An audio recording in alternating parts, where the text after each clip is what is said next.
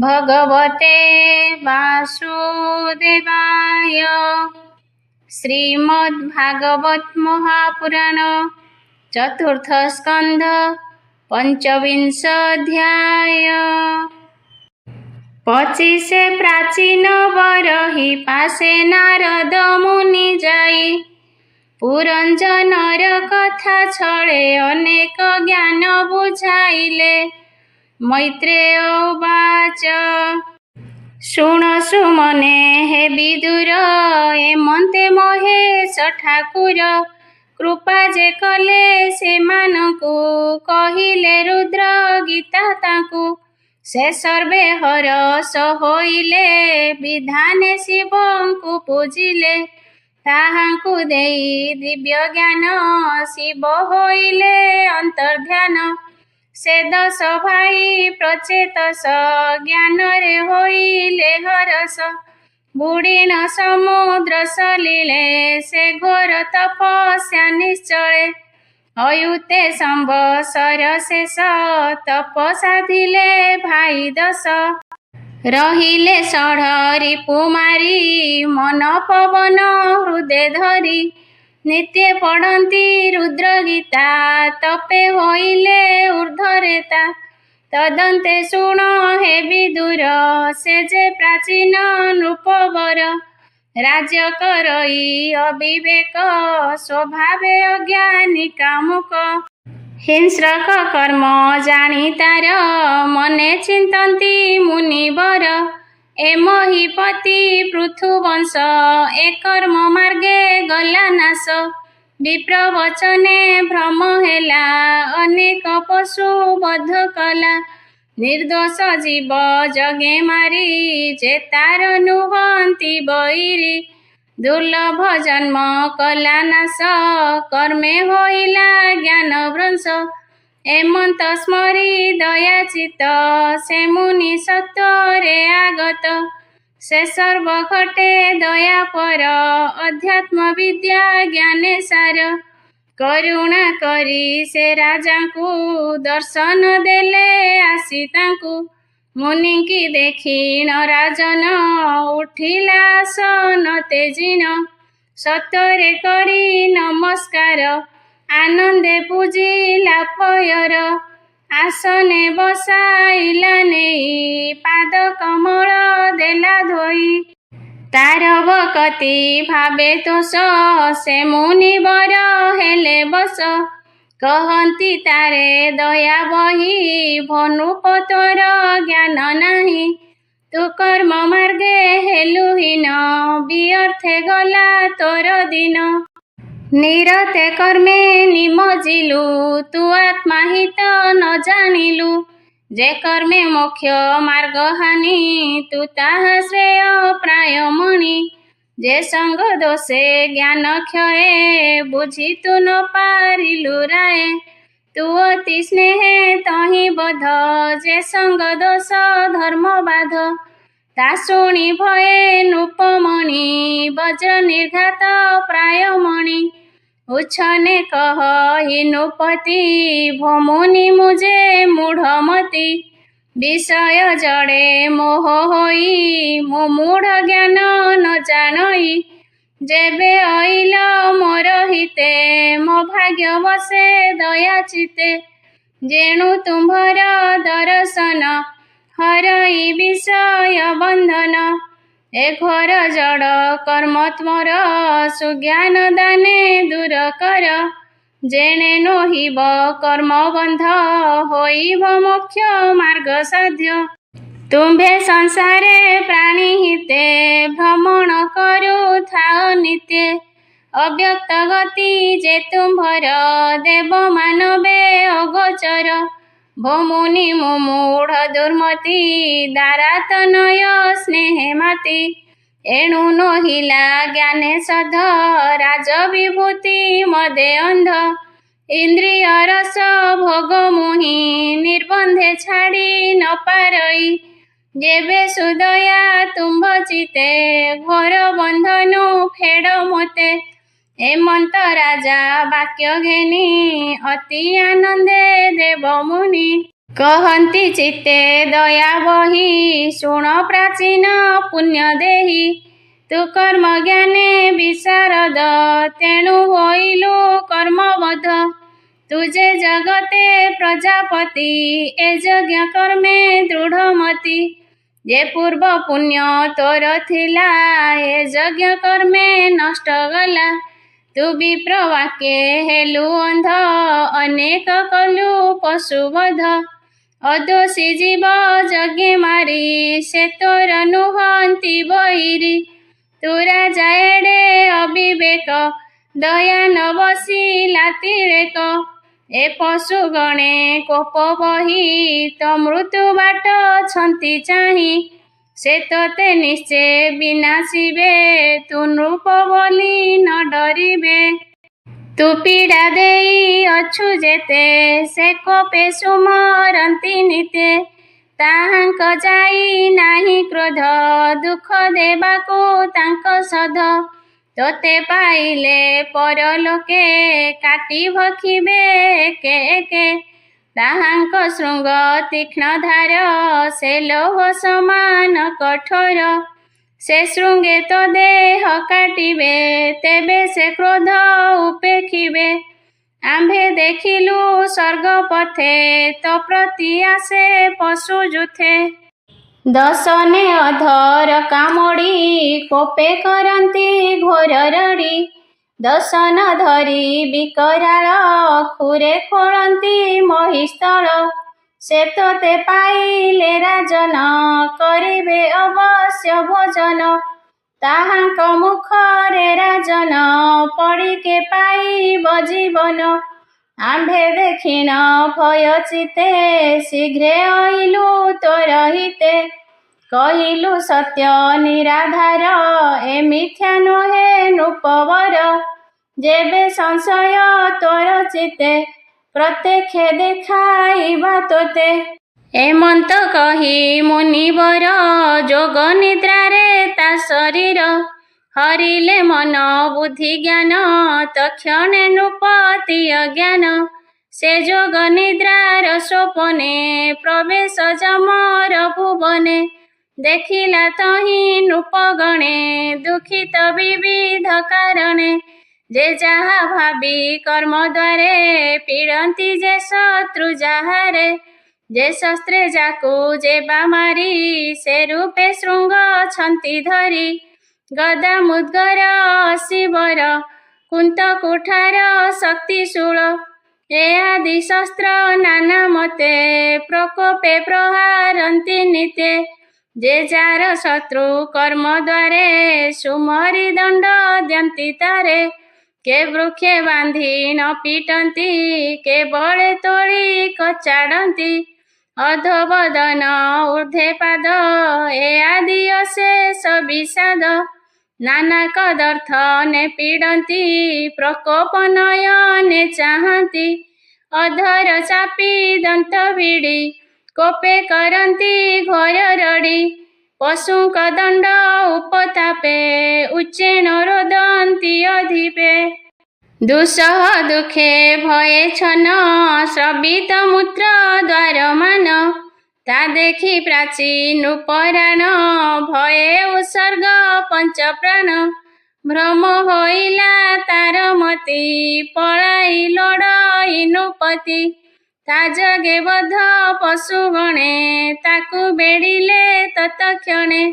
निज शत्रु को पाई कोपे बेगे भखिले क्षुधा तापे वृक समूह मृगे जेने राजा को बेढ़िले तेसने आवरी सते पुर करी एक आरेक बळे धरी दशने धरी ओटारंती एक आरके मुखे नियंती दुसह दुखे से राजन व्याकुले करई रोदन निर्दय पशु दुष्टपणे मांस भक्षन्ति अनुक्षणे भक्षन्ति अस्ति शेष जाए जावत क्रोध शांति नुहे तदन्ते अन्य पशुगणे बेढ़ी से भक्षन्ति तक्षणे मायारे पुनरपि काये प्रकाशे पूर्वतनु प्राये ଦୁଃସହ ଦୁଃଖେ ସେ ନୃପତି ଭୟେ ପଳାଏ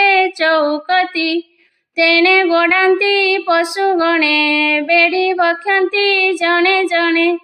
ଏମନ୍ତ ଦୁଃଖ ମହାଘୋରେ ରୋଦନ କରେ ଉଚ୍ଚ ସ୍ୱରେ। ତାରେ ଭକ୍ଷକ କେହି ନାହିଁ ଶତ୍ରୁ ସମୂହେ ପୀଡ଼େ ଦେହି। ସଭୟେ ଭାଳଇ ରାଜନ ନିଶ୍ଚେ ନାସିବେ ମୋ ଜୀବନ। ଏମନ୍ତ ଭାଳନ୍ତେ ଆକୁଳେ ମୁନି ଜାଣିଲେ ଯୋଗ ବଳେ। ଏ ମିଥ୍ୟା ଭୟେ ନୃପଛନ ଅବଶ୍ୟ ଛାଡ଼ିବ ଜୀବନ। ତକ୍ଷଣେ ଭୟୁ ମୁନିବର ହରିଲେ ଯୋଗ ନିଦ୍ରା ତାର। ତକ୍ଷଣେ ସେ ଜ୍ଞାନ ଲଭିଲା ବିହଳେ ସତ୍ୱରେ ଉଠିଲା। ମୁନିଙ୍କି କୋଳାଗ୍ରତ କରି ସେ ମିଥ୍ୟା ଭୟେ ନୃପ ଡରି। ଏ ଦୁଷ୍ଟ ପଶୁ ଭୟଙ୍କର ନିଶ୍ଚେ ଭକ୍ଷିବେ ମୋ ଶରୀର। ଏମନ୍ତ କହି ସେ ରାଜନ ଉଚ୍ଛନେ କରଇ ରୋଦନ। ମତି ବିଭ୍ରମ ଦେଖି ତାର କହି ବଦନ୍ତି ମୁନିବର। ଏ ମିଥ୍ୟା ଭୟେ ତୁ ରାଜନ ବିଅର୍ଥେ ହେଉ କିମ୍ପାଛନ। ଏବେ ପ୍ରତ୍ୟକ୍ଷେ ଦେଖ ରାଏ ନୟନ ଫେଡ଼ି ତୁ ନିର୍ଭୟେ। ଯେ ଘୋର ଭୟ ପୀଡ଼ା ତୋତେ ଅଜ୍ଞାନେ ଦେଉଥିଲେ ସତେ। ଅଦୃଶ୍ୟ ହେଲେ ଆମ୍ଭ ଡରେ ତୋ ଅନ୍ତେ ପୀଡ଼ିବେ ସେ ପୁରେ। ତୁ ଦୁଃଖ ଦେଇ ଅଛୁ ଯେତେ ଅବଶ୍ୟ ସେହୁ ଦେବେ ତୋତେ। ଶୁଣି ସମ୍ଭ୍ରମେ ନୃପରାଣ ବୋଲେ ମୁନିଙ୍କି ରଖ ପ୍ରାଣ। ଏ ଯେତେ ଦୁଷ୍ଟ ପଶୁ ଘୋର କି ରୂପେ ଏଥୁ ମୁନିସ୍ତାର। ତୁମ୍ଭେ ସର୍ବଜ୍ଞ ସର୍ବଜାନ କହିବା ଏଥିର କାରଣ। ଏମନ୍ତ ଶୁଣି ମହାଋଷି ରାଜା ବିଭ୍ରମେ ମନ୍ଦେ ହସି। ଶୁଣ ସୁମନେ ନୃପବର କହିବା ଏଥିର ବିଚାର। ଏବେ ତୁ ଛାଡ଼ ସୁତ ବିତ ଦାରା ବନ୍ଧୁରେ ସ୍ନେହ ଚିତ। ଅଷ୍ଟ ଐଶ୍ୱର୍ଯ୍ୟ ଭୋଗ ଯେତେ ରାଜ ବିଭୂତି ସହିତେ। ଏ ସର୍ବ ତେଜି କୃଷ୍ଣ ପାଦେ ଏକାନ୍ତେ ଭଜ ଅପ୍ରମାଦେ। ତେବେ ହତ୍ୟା ଦୁଃଖ ଘୋର ବେଗେ ଛାଡ଼ିବ ନୃପବର। ଏ ବିନେ ତୋର ଅନ୍ୟ ଗତି ଅପରେ ନ ଦେଖି ନୃପତି। ତା ଶୁଣି ବୋଲଇ ରାଜନ ଭମୁନି ମୁମୂଢ଼ ଅଜ୍ଞାନ। ଏ ପୁତ୍ର ଦ୍ୱାରା ସ୍ନେହ ଅତି ଇନ୍ଦ୍ରିୟ ଭୋଗ ରସେ ମାତି। ଏ ଆଦି ଗୃହ ବସ୍ତୁ ଯେତେ ମୁଁ ଛାଡ଼ି ପାରିବି କେମନ୍ତେ। ଉପାୟ ଥିଲେ ମୁନିବର କହି ଅଜ୍ଞାନ ଦୂର କର।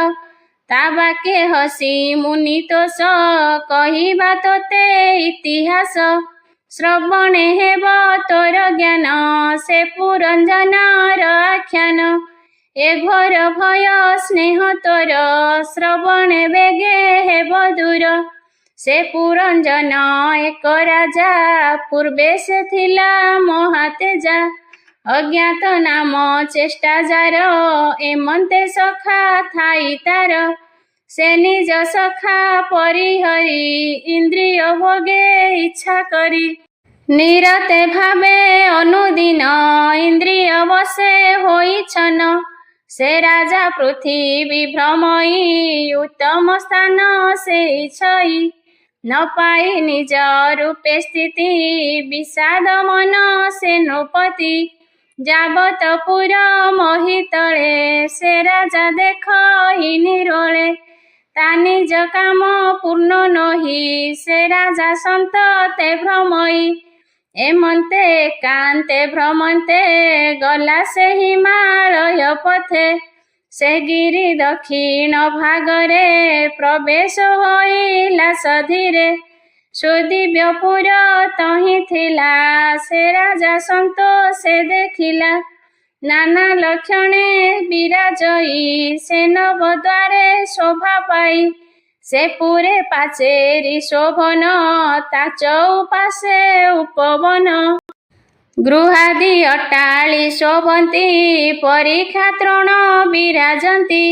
हेम रजत लौह शृंग विचित्र वर्णे नाना रंग रत्न समूहे विराजन्ति शुभ्र सुंदर पुरकान्ति नीलादि स्फटिक कोएला मोती मरकत आदि शिला निर्मित हेममय स्थली कांति समूहे अति छळी सेपुर देखी ननुपति किए द्वितीय भोगवती सभा चतर राजबाट पोषा खेलन स्थान हाट विश्राम स्थान प्राणीकर ए आदि अछि से मंदिर पताका सोहे नाना विधि शुभ सुंदर सोहे वेदी सेपुर बाहे उपवन शोभित नाना द्रुममान पुष्पित सरोवर सोही विहंग कूल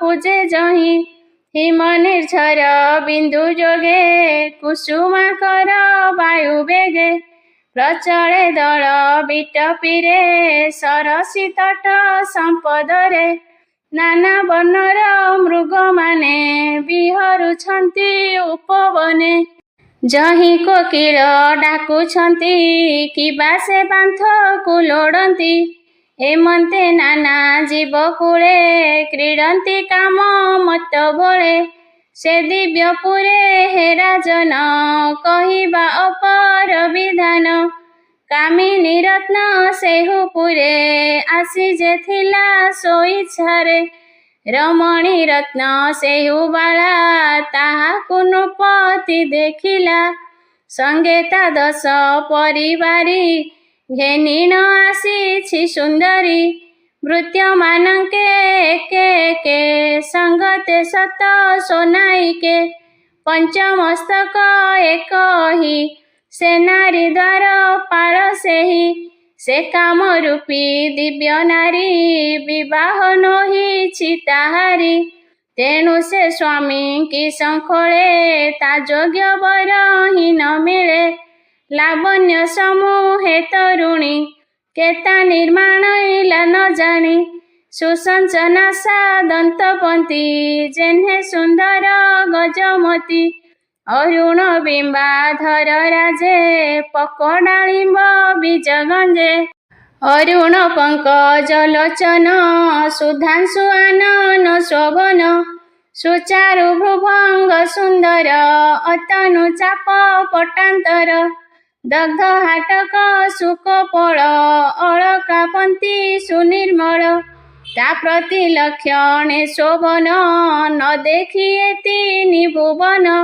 श्रवणे कुंडल झलके तुलना नाही तिनि लोके कनक मेखला नितंबी चारु सुसंच तार नाभि गमई मत गज ठाणी चरणे नुपुर बाजेणी कर्णाभिराम सुमधुर श्रवणे काम दर्पहर रत्न समूहे झटकंती पथे की देवता गमंती सेन बजौवन शोभिनी समवर्तुल पिनस्तनी ता वस्त्र अंचले ढांकंती चलई जेन्हे गजपति अपांग विषम विशिख भुरुक माणे संधि लाख राजा को सतरे बिंधिला तक्षणे नृप मोह हेला से वीर लज्जा पाई मने नारी की पचारे अज्ञाने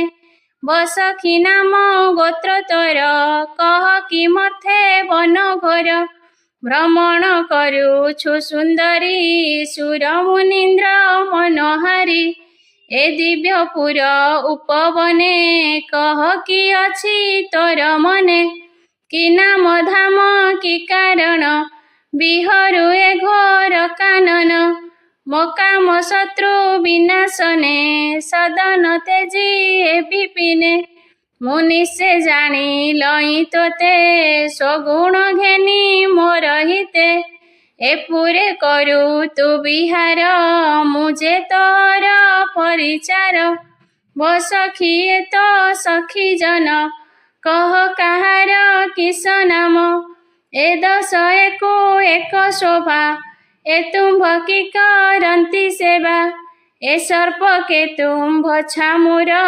पंचमस्तक किंपा तार एहांक नाम कर्म जेते भसखी कह मग्रते तुम्भे कि लज्जा रूप धरी धर्मपति की अनुसरी किय बा तुम्भे गो भवानी शंखलु अछ शूल पाणी किय बा तुम्भे पद्मालया लोड़ुछ पति पाद छाया तुम्भे कि अट अरुंधति बांछा कि कर निज पति भसखी तोर रूप प्रभा देखी टलिबे सुर देवा तोर चरणे कामी जेबे आश्रित पूर्ण काम तेबे अशेष सुख से लभंती कामादि शत्रु निवारंती मुनि मोहिनी रूप धरी एकांते भ्रमु तु किशोरी तो गुण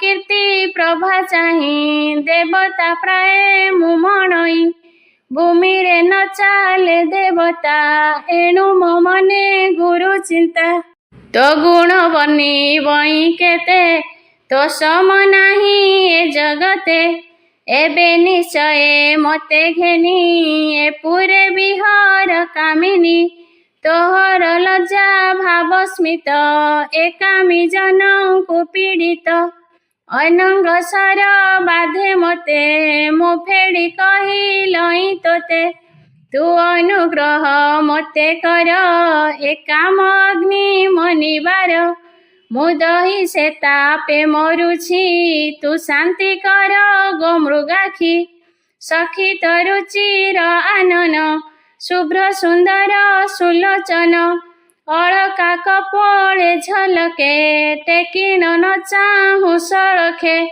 कह तू मधुर वचन निश्चय मगलाटी जीवन तू लज्जा भरे न चाहूछु भसखी प्राणे तू मारुछु तू हसिछु मधुर भाष मु निश्चय हेबी तोर दास अनेक विनय वचन से नारी बसे पुरंजन हे नृप तोर प्राय सेहि स्त्री रे वस कला देहि प्रभुत पण से तेजिला ता बसे ज्ञान पाशरिला स्त्री रे वस जेउ प्राणी ताहाकु मनो से न गणी जे अश्व बिडाल गदर्भ तांक समाने सेहु जीव पंडित बोली नगणी स्त्री सबस जेते प्राणी भनुप मने तू विचार काहि पंडित ज्ञान तार एमंत से जे पुरंजन बोधिला चाटू वाक्य मन संतोष लभिला तरुणी तार कार्पण्य वाक्य शुणी से नारी बुझिला मनर एकामे होइछि अस्थिर कहे ललित सुवचन शुण हे वीर पुरंजन आंभर भर्ता केहि नाही बिहरु ए पुरे रही सोनाम गोत्र तन जानी एतनु के अछि निर्माणी एतेक जाणु आंभे माने सकळे अछु ए भुवने अपरे न जाणु ना किछि ए पुरे के मोते रखिछि देख ए जेते परिजन ए मोर नुहंती अभिन एहांक नाम कर्म गुण पुछिल शुण नृपराण मु जेबे निद्रागत होई ए सर्पपुर जगी थाई ए आंभ पाळ कपूरर सकल कार्य रे तत्पर करंती आंभ अनुमते जे भगवान चार चिते जे शुभाशुभ फल देई विधि निषेध मार्गे नेई एणु आत्मिक प्रिय मोर जेणु ए सेवे निरंतर एहार बेनी पत्नी नाम प्रवृत्ति निवृत्ति राजन प्रवृत्ति पत्नी नाम जार से सेवे प्रवृत्ति मार्गर ନିବୃତ୍ତି ନାମେ ଯେ ଯୁବତୀ ସେ ଧର୍ମ ମାର୍ଗେ ସେବେ ପତି ସେବେନି ନାରୀଙ୍କ କୁମର କେ ସାଧୁ କେ ବା ଦୁରାଚାର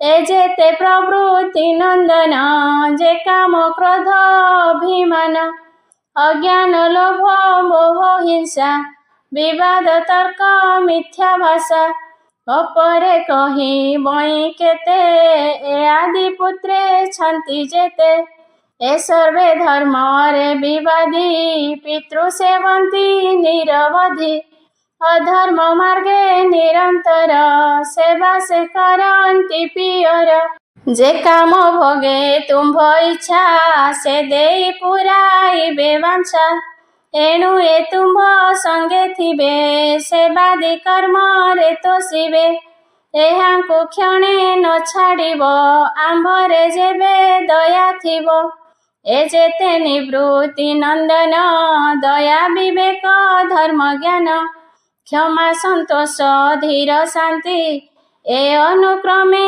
ଯେତେ ଛନ୍ତି ଅଧର୍ମ ମାର୍ଗେ ଦାରୁଣ ଇଚ୍ଛନ୍ତି ପିତାର ମରଣ ଏ ନିଶ୍ଚେ ମାରି ନିଜ ତାତ ରଖିବେ ପିତୃର ପିଣ୍ଡାତ ଏଣୁ ଏହାଙ୍କୁ ପ୍ରତେ ଜୀବ ଭୋଗାଦି ବାଞ୍ଛା ଯେବେ ଥିବ ଏ ଦୁଷ୍ଟ ଧର୍ମ ନାଶନ୍ତି ଭୋଗାଦି ସୁଖ ନ ଦେଖନ୍ତି ଯେ ପିତୃବଧେ ଛିଦ୍ର ବାଞ୍ଛା ତୁମ୍ଭେ ପାଇବ କାହିଁ ରକ୍ଷା ତୁମ୍ଭେ ନ ଜାଣ ପୁରଞ୍ଜନ କେ ସାଧୁ କେ ଅବା ଦୁର୍ଜନ ଆମ୍ଭର କହିବା ଉଚିତ ତୁମ୍ଭେ ଯେ ଆମ୍ଭ ନିଜ କାନ୍ତ ସ୍ୱାମୀ କପଟି ଯେ ବା ନାରୀ ସେଟି ଅଜ୍ଞାନୀ ବ୍ୟଭିଚାରୀ ତୁମ୍ଭେ ଯେ ଭୋଗାଦି ଈଶ୍ୱର ଇଚ୍ଛା ସଂଯୋଗେ ଭୋଗ କର ଏ ସର୍ବେ ଭୋଗ ବିନାଶିବେ କାମାଦି ବାଞ୍ଛା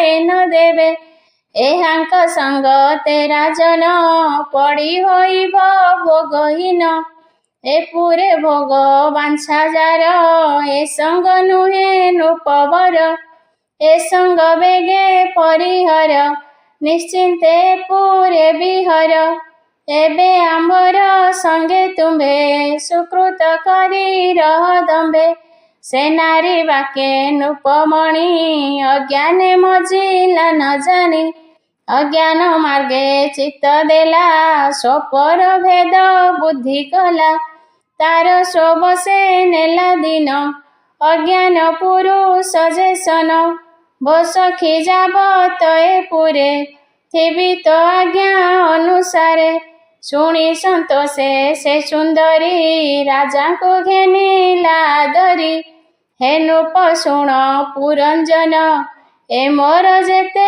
ପରିଜନ ସୁସେବା କରିବେ ନିରତେ ଯେତେକ ବାଞ୍ଛା ତୁମ୍ଭ ଚିତ୍ତେ ଏ ସର୍ବେ ନିତ୍ୟ ନିଜ ଯିବେ ତୁମ୍ଭଙ୍କୁ କ୍ଷଣେ ନ ଛାଡ଼ିବେ ଭଜିବେ ଯେଝା ନିଜ ସ୍ଥାନେ ନିର୍ଭୟ ଚିତ୍ତେ ତୋଷ ମନେ ଏମନ୍ତ ପ୍ରବୋଧ ବଚନ କହିଣ ତୋଷିଲା ରାଜନ ତା ବାକେ ରାଜା ବିମୋହିତ କନ୍ଦୁକ ପ୍ରତିମା ଯେମନ୍ତ ତା ବସେ ସ୍ତବେ ଚାଟୁବାଣୀ ଭୋକା ମାନଳ ଉଦ୍ଧାରିଣୀ ପ୍ରମଦାକୁଳ ମଧ୍ୟେ ସାର ତୋତୁଲେ ନାହିଁ ପଟାନ୍ତର ତୋରୂପ ନିର୍ମାଣିଲା ବିହି ଦେଖି ଅନଙ୍ଗ ଚିତ୍ତ ମୋହି ତୁ କାମ ଶତ୍ରୁ ବିନାଶନେ ହଇଲୁ ଏ ମର୍ତ୍ତ୍ୟ ଭୁବନେ ମୋହର ତୁଲେ କାମି ଯେତେ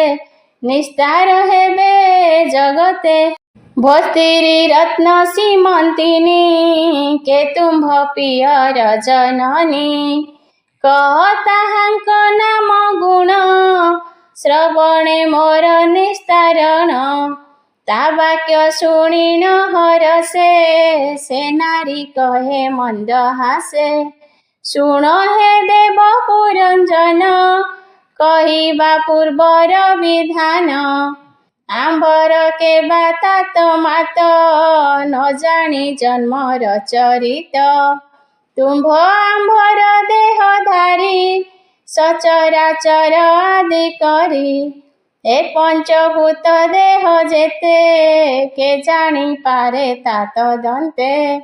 ଯେ ସନେ ତୁମ୍ଭେ ନୂପରାଣ ନ ଜାଣ ଜନ୍ମାଦି କାରଣ।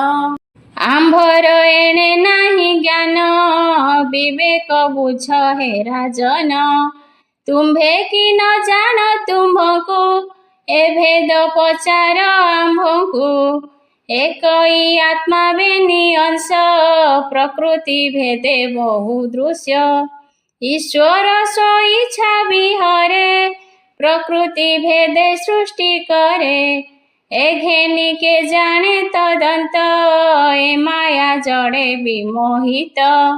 ସ୍ୱନାମ ଗୋତ୍ରେ କିବା ଫଳ ମୋ ଭାଗ୍ୟେ ତୁମ୍ଭେ ଯେ ମିଳିଲ। ଆଜ ମୋ ଭାଗ୍ୟ ଗୋଚର ଦେଖିଲି ନୟନ ଗୋଚର। ଯାକୁ ଅଷ୍ଟାଙ୍ଗ ଯୋଗ ଧ୍ୟାନେ ଯୋଗୀ ଭାବନ୍ତି ଅନୁଦିନେ। ସେ ତୁମ୍ଭେ ମୋ ଭାଗ୍ୟ ଆଗତ ଏଣୁ ମଣିଲି ଅଦ୍ଭୁତ। ଏପୁରେ କରିବା ବିଶ୍ରାମ ଭୁଞ୍ଜ ସ୍ୱଇଚ୍ଛା ସୁଖେ କାମ। ମୁଁ ଆଣି ସର୍ବନିଜ ଯିବି ଏହାଙ୍କ ତୁଲେ ମୁଁ ସେବିବି। ଏ ମୋର ନବମୁଖ ପୁର ଏପୁରେ ଅଧିଷ୍ଠାନ କର। ମୋ ସଙ୍ଗେ କର ରତି ଯୋଗ ଏ ଶତ ସମ୍ବତ୍ସର ଭୋଗ। ଏ ତୁମ୍ଭ ବିନୁ ଯେ ବାଜନ କେ ରତି କରେ ତା ସଙ୍ଗେଣ। ସେ ଅପଣ୍ଡିତ ହୀନ ଦେହି ତା ରତି ସୁଖେ ଜ୍ଞାନ ନାହିଁ। ନାହିଁ ତା ପରଲୋକ ଚିନ୍ତା ନ ଜାଣେ କର୍ତ୍ତା ଅକର୍ତ୍ତା। କେବଳ ପଶୁ ତୁଲ୍ୟ ସେହି ତା ସଙ୍ଗେ କେବା ବିରସଇ। ଏପୁରେ ସର୍ବକର୍ମ ସାଧି ଧର୍ମାର୍ଥ କାମ ମୋକ୍ଷ ଆଦି। ପୁତ୍ର କଳତ୍ର ସୁଖ ଯଶ ଏପୁରେ ସର୍ବ ପ୍ରକାଶ। ଯେ ଲୋକ ନିର୍ମଳ ବିଶୋକ ତାକୁ ଭାବନ୍ତି ଜ୍ଞାନୀ ଲୋକ। ସେ ଲୋକ ଏଥି ସାଧି ପାଇ ଯେଣୁ ଏ ପୁରୀ ସୁଖମୟୀ। ପିତୃଦେବତା ମହାଋଷି ସୁଖ ଲଭନ୍ତି ଯହିଁ ଆସି। ଏ ଭାବେ ଗୃହସ୍ଥ ଆଶ୍ରମ ରଖଇ ସର୍ବଲୋକ ଧର୍ମ। ଏଣୁ ଏ ପୁରେ କର୍ମେ ଥାଇ ଯେ ଭୋଗ ବାଞ୍ଛା ନ ଇଚ୍ଛଇ। ତାହାକୁ ବୋଲିଟି ଅଜ୍ଞାନ ବିବେକ ନୋହେ ତାର ମନ। କେ ଅବା ଅଜ୍ଞାନ ଯୁବତୀ ତୁମ୍ଭର ପ୍ରାୟ ପାଇ ପତି। ବିହାର ନ କରେ ତା ତୁଲେ ତା ସ୍ୱାମୀ ଆସି ଯେବେ ମିଳେ। ବ୍ୟର୍ଥ ସେ ନାରୀର ଜୀବନ ନ କଲା ବୁଝେ ଆଲିଙ୍ଗନ। ସ୍ୱେଚ୍ଛାରେ ଆସି ଯେବେ ମିଳେ ବରଣ ନ କରେ ଯେ ଭଲେ।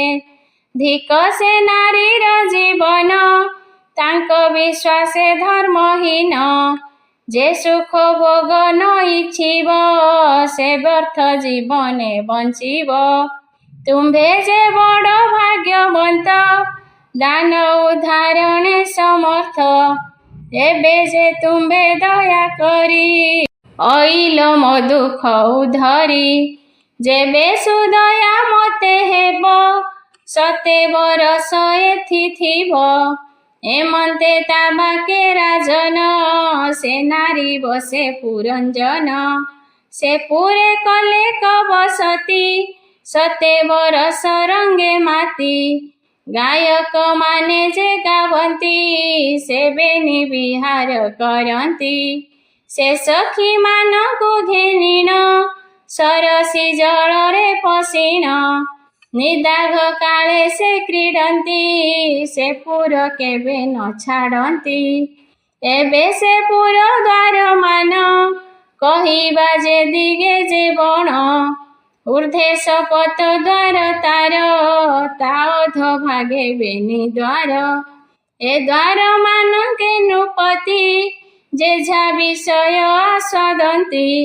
ଏ ପୁରେ ଈଶ୍ୱରଟି ସେହି ତାହାକୁ ନ ଜାଣନ୍ତି କେହି। ଉପର ସପ୍ତ ଦ୍ୱାର ଶୁଣ जे रूपे होइछि निर्माण जे पूर्वे तहि पंचद्वार अग्रे कहिबा नाम तार खद्वता बीरमुखी दुई जे द्वारे रूप संपादई नलिनी नालिनी जे द्वार ए पूर्व भागे अछि तार ए द्वारे अवधूत सखा सुगंध घेनु थाई एका मुख्या नामेण एक द्वार उभय कर्म साध्य कर विविध आस्वाद वचन ए द्वारे घेने पुरंजन रस आस्वाद वाक्य दुई एबेनि द्वारे से घेनई देवहु पितृहु जे नाम एबेनि द्वार दक्ष बाम जे द्वार विषय राजन शब्दादि करे संपादन दक्षिण उत्तर पंचाल राज्यपाल महिपाल पश्चिमे आसुरिता नाम सेबेनि द्वारे जेबा कर्म ग्रामक नामे जे विषय जाहाकु बोलिटी व्यवाय से द्वारे प्रजा उत्पत्ति दुर्मद सहिते नुपति निरुति नामटी जाहार मल सर्गे से द्वार वैशस विषय को जाई लुब्धक मंत्री संगे थाई ए पूरे जेतेक अछंती एके ही अंध जे नुहंती निर्वाक पे संस्कृत दुई एथाई अंध रूपे तही एक ही अंध से राजन करई आदान प्रदान जे आर अंधता पयर तही गमई नुपवर से राजा अंतपुरे बसे विसुचि घेनी थाई पासे विसुचि नामे जे हुए ताहार सर्वदिगे मुख नित्य से राजा संगे थाई जेणे पेशई तेणे जाई से क्षणे न छाड़ई ताकू अनाई थाई ता आज्ञाकू ए रूपे राजा पुरंजन से पूरे थाई अनुक्षण के बाबा मोह पाऊ थाई के बेहर स्वभाव होई क्षण के होई हत ज्ञान क्षण के लभई चेतन से काम सुखे देई चित्त एणु होइला ज्ञान हत ता पत्नी जेने प्रवर्ताई से मार्गे राजन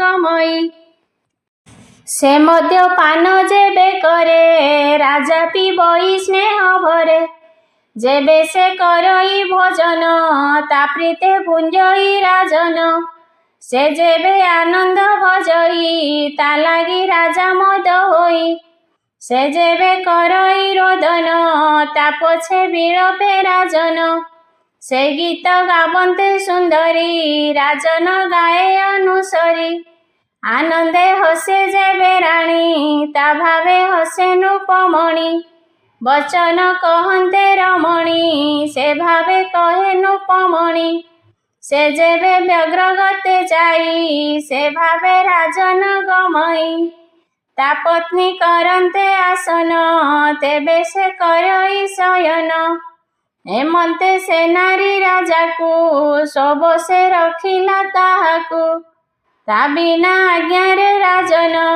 न करे अन्य कर्म मान ता बसे होइला आयत राजार जन्म हेला व्यर्थ से क्रीड़ा मृग जीव प्राय स्त्री बसरे रहे राय तुम्भे जे सने भोराजन स्त्री बसे हराइल ज्ञान से भावे पुरंजन राय स्त्री बसे ज्ञान कला क्षय ता दिन गला पत्नी बसे असत्य मिथ्या अभिलाषे जे प्राणी स्त्री बस हंती से पूर्व पुण्य विनाशंती इहलो करे अपजस देहांते नरके प्रवेश स्त्रींक संग दोषे राय धर्मादि ज्ञान मार्ग क्षय स्त्रींक संग फल एहि किंचित श्रेय नाही जहि ଏହା ତୁ ଶୁଦ୍ଧ ଚିତ୍ତେ ଧର, ଏ ସଙ୍ଗ ଦୂରେ ପରିହର।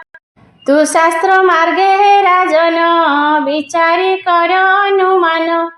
ଏମନ୍ତେ ନାନା ଧର୍ମ ବାଟେ, ସେ ମୁନି ବୁଝାଏ ଉଚାଟେ। ପ୍ରାଚୀନ ବରହି ନାରଦ, ଏ ପୁରଞ୍ଜନର ସମ୍ବାଦ। ଏହା ଯେ ଶ୍ରବଣେ ଶୁଣନ୍ତି, ଅଥବା ବଦନେ ଗୁଣନ୍ତି। ଖଣ୍ଡଇ ମାୟା ଦ୍ୱନ୍ଦ ବନ୍ଧ, ଜ୍ଞାନ ବର୍ଦ୍ଧିତ ଆତ୍ମା ଶୁଦ୍ଧ। ଭଣଇ ଦାସ ଜଗନ୍ନାଥ, ଭାଷା ପ୍ରବନ୍ଧେ ଭାଗବତ। ଇତି ଶ୍ରୀମଦ୍ ଭାଗବତେ ମହାପୁରାଣେ ପାରମହଂସ୍ୟାଂ ସଂହିତାୟାଂ ଚତୁର୍ଥ ସ୍କନ୍ଧେ ପ୍ରାଚୀନ ବହି ନାରଦ ସମ୍ବାଦେ ପୁରଞ୍ଜନ ଉପାଖ୍ୟାନಂ ନାମ ପଞ୍ଚବିଂଶ ଅଧ୍ୟାୟ। गोविंद हरे गोपाल हरे, नटनागर कान्हा श्याम हरे। गोविंद हरे गोपाल हरे, नटनागर कान्हा श्याम